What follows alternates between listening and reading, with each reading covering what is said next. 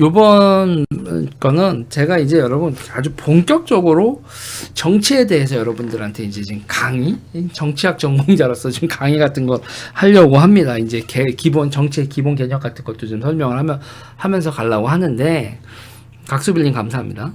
제가 지금 국가와 시민사회라는 거를 좀 명확하게 좀 설명을 좀 해야 될 것 같아요. 우리나라에서 벌어진 현상, 지금 이대로 가면 진짜 민주사회가 뭐 끝나는 거거든요. 국가와 시민사회라는 거에서 여러분 간단하게 생각하면, 우리가 민주주의라고 하잖아요. 우리나라 민주주의 국가라고 하는데, 여러분 선거를 하죠. 선거를 해서 정부를 만듭니다. 그 선거를 하기 위해서 모인 사람들, 그걸 여러분 시민사회라고 하는 거예요.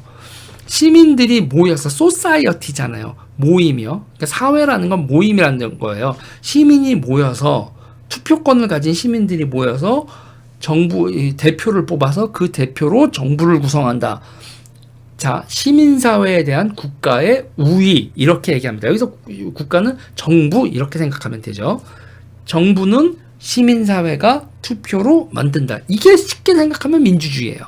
이게 쉽게 생각하면 민주주의인데, 민주주의는 시민사회가 국가보다 우위를 한다, 이런 거란 말이에요. 근데 제가 조금 전에 이제 뭐 옛날 박정희 시절 쭉 얘기를 하고 그랬는데, 박정희 대통령 시절에는 뭐죠, 여러분? 국가가 시민사회보다 우위죠.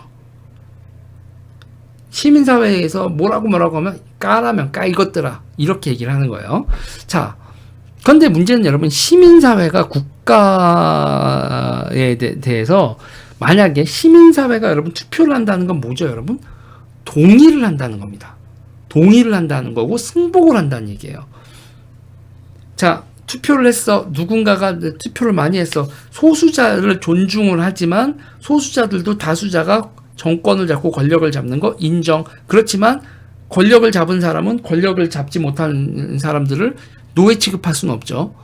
같은 시민 대 시민으로서, 평등한 시민으로서 존중, 그리고 공동체를 위한, 야, 니네 권력을 잡은 사람들은 여러분 자기 패거리들만 위해서 정치를 하면 안 되고, 이 투표의 소수파를 위해서도 해야 되잖아요. 이게 여러분 커먼웰스라고 하는 개념이에요. 자, 시민사회 얘기하고 있었죠. 그러니까 시민사회는 여러분, 그러니까 그 시민사회에서 누군가를, 그러니까 몇 가지 원칙이 있는데, 다수파를 만들어서 그들이 정권을 잡지만 그들은 소수파도 같은 시민이지 노예는 아니라는, 전쟁에서 이긴 건 아니잖아요, 선거라는 게.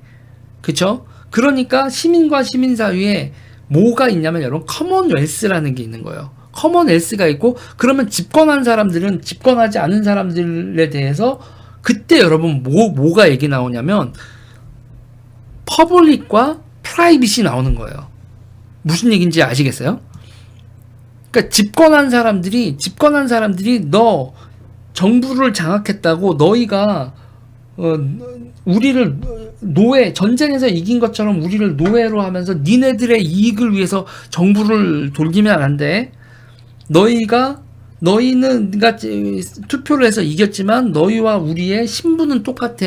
우리는 노예가 아니고 너희는 지배자가 아니야. 선거에서 너희가 이겨서 정부를 구성했을 뿐이야. 우리 선거에서 진 우리를 위해서도, 우리의 공통적인 시민들, 선거에서 진 사람 이긴 사람 모두의 공통 가치, 커먼웰스를 추구해야 돼. 커먼웰스를 추구해야 되는 게, 그게 우리가 말하는 공적이라는 거의 시작인 거예요, 여러분. 우리가 공과 사를 구분해야 된다라고 하는 얘기를, 이게 우리나라가 이 정치체제와 시민사회와 국가와 시민사회의 관계 속에서 공과 사를 구분해야 된다는 얘기가 나온 거를 많은 분들이 잘 모르는 것 같아요. 이해가 되셨어요?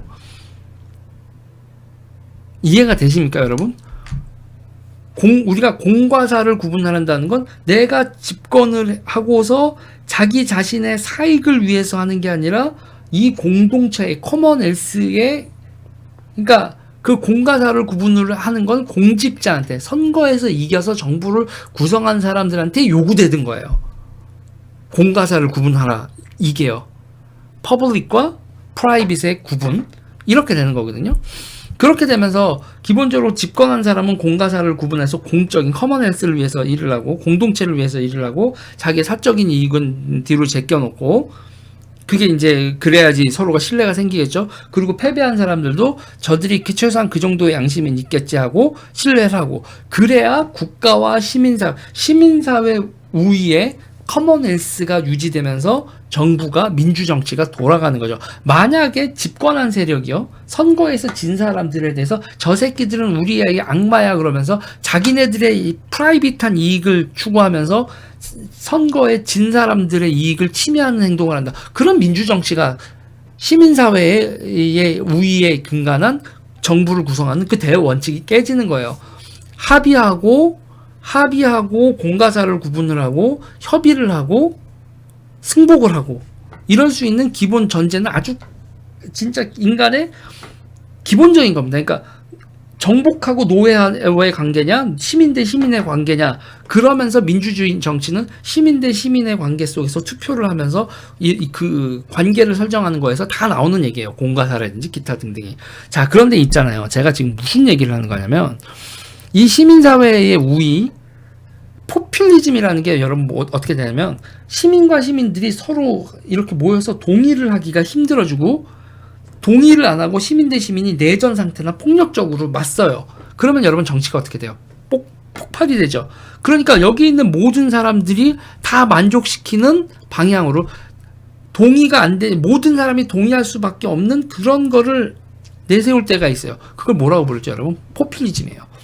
이 포퓰리즘 정치의 되게 무서운 점은 뭐냐면, 시민사회의 모두를 만족시키면서 뭐를 갉아먹어요. 시민사회가 국가를 갉아먹어요.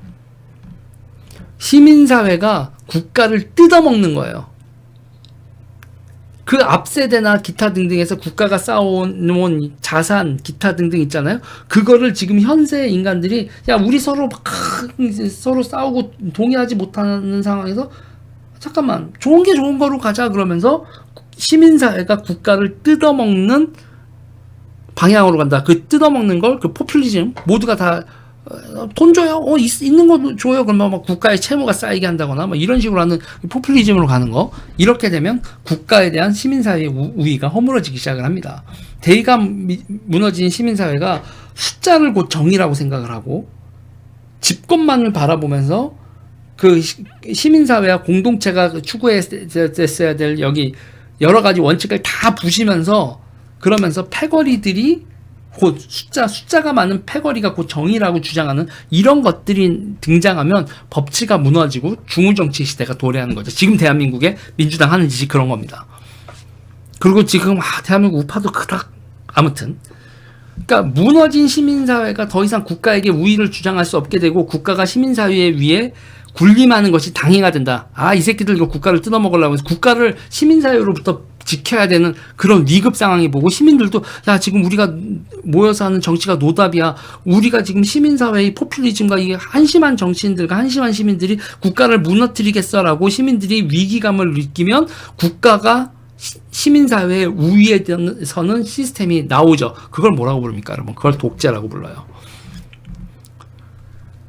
국가가 시민사회한테, 야, 니네들 더 이상 탐욕을 부려서 안 되겠어. 이거 이렇게 문제 해결을 할 테니까 시민사회에서 불만 아가리 닥쳐. 막 이런 식으로 나오는 거. 이게 여러분 독재인 겁니다.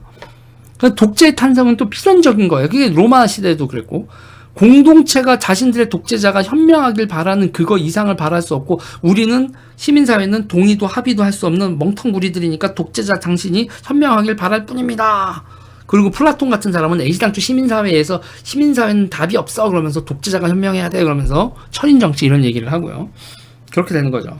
지금 대한민국의 좌와 지금 정치 집단들은 기본적으로 시민사회의 우위를 인정하는 민주주의의 건전한 인식을 가지고 있지만, 문제는 뭐냐면 여러분, 과업을 설정하고 문제를 해결하는 정치는 망각했어요.